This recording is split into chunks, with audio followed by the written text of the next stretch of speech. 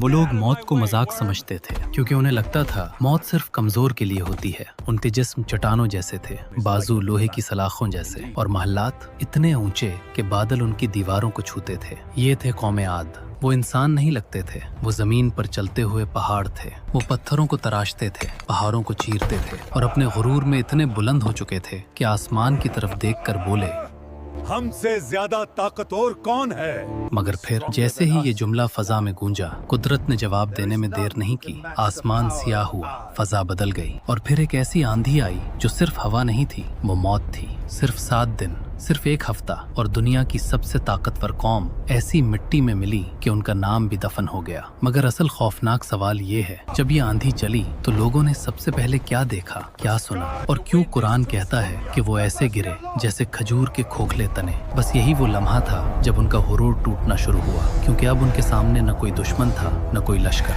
सिर्फ अल्लाह का आजाद था। और अब जो आप सुनने वाले हैं वो एक कौम के अंजाम की वो तस्वीर है जिसे कुरान ने क़यामत तक के लिए मिसाल बना दिया। जरा तसव्वुर की आंख से देखें, तूफान नूह के बाद जब जमीन दोबारा आबाद हुई तो अहकाफ के रेगिस्तानों में एक ऐसी नस्ल परवान चढ़ी जिसे देखकर आज का इंसान कांप जाए। अल्लाह ने कौम आद को वो जिस्मानी साख्त दी थी जो तारीख में फिर कभी नहीं दोहराई गई। मुफस्सिरीन लिखते हैं कि उनका एक आम आदमी भी 15 से 20 फुट लंबा था। उनकी पसलियां लोहे की तरह सख्त थीं और उनकी उम्रें 500-500 साल तक होती थीं। ये लोग शेरों और चीतों का शिकार ऐसे करते थे जैसे कोई खरगोश पकड़ रहा हो। उनके कदमों की धमक से जमीन हिलती थी। ये लोग सिर्फ कदावर में ही थे, ये इंतहाई ज़हीन भी थे। उन्होंने सहरा के बीचों बीच ऐसे निजाम बनाए थे कि वो बंजर जमीन सोना अगलने लगी। लेकिन उनकी सबसे बड़ी कमजोरी उनकी ताकत ही बन गई। उन्हें यकीन हो गया था कि उन्हें कोई शिकस्त नहीं दे सकता। वो भूल गए कि ये ताकत उनकी अपनी नहीं बल्कि एक कर्ज थी। अपनी ताकत के नशे में चोर उन्होंने एक फैसला किया, एक ऐसा शहर बनाने का जो जन्नत का मुकाबला कर सके।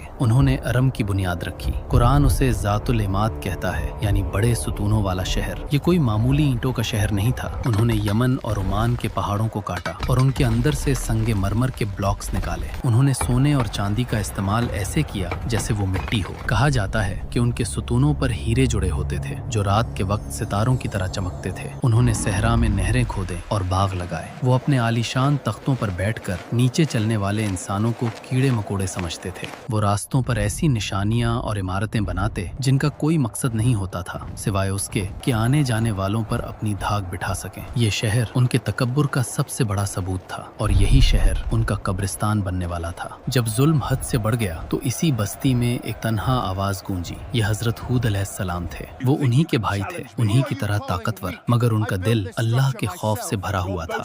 ऐसी मजीद